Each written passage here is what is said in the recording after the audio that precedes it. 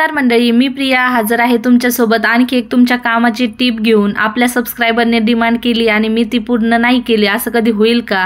तर चला, एका सबस्क्रायबरने कमेंट केली होती मच्छरांसाठी काहीतरी सांगा उपाय म्हणून घरगुती। तर आज मी तुम्हाला असाच एक केमिकल विरहित घरगुती उपाय सांगणार आहे।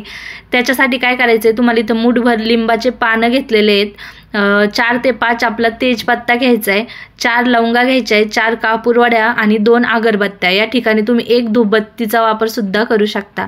आता लिंबाचे पाले आहेत ना, म्हणजे तुम्हाला ओले घेऊ शकता किंवा वाळलेले जर असतील तुमच्याकडं तरी पण चांगलंच आहे, ओले घ्या किंवा वाळलेले घ्या।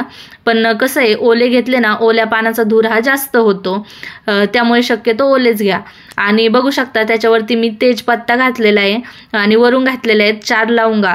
आता लवंगा जर तुम्हाला कुटून घालायच्या ना तर कुटून सुद्धा घालू शकता, पण लवंगाला कसं तेल असतं ना, त्याच्यामुळे ते छान असे पेट घेतात, त्याच्यामुळे मी अख्ख्याच घातलेल्या आहेत। आता पूजेसाठी जो वापरतो ना तोच कापूर या ठिकाणी मी 4 वड्या घेतलेल्या आहेत, त्या 4 वड्या याच्यामध्ये घालून दिलेल्या आहेत।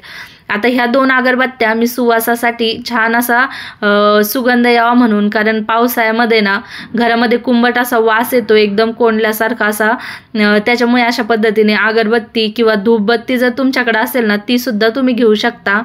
आणि आता आपल्याला हे पेटवून घ्यायचंय, बघू शकता त्याच अगरबत्तीने मी अशा वड्या कापराच्या ह्या पेटवून घेतलेल्या आहेत। भांडं घेताना तेच घ्या जे तुम्ही वापरत नसाल, तर खालून काळ होण्याची सुद्धा शक्यता असते थोडंफार, त्यामुळे शक्यतो न वापरातलं जे भांडं असेल ते घ्या। अशा पद्धतीने पेटवून घ्यायचंय, बघू शकता या ठिकाणी।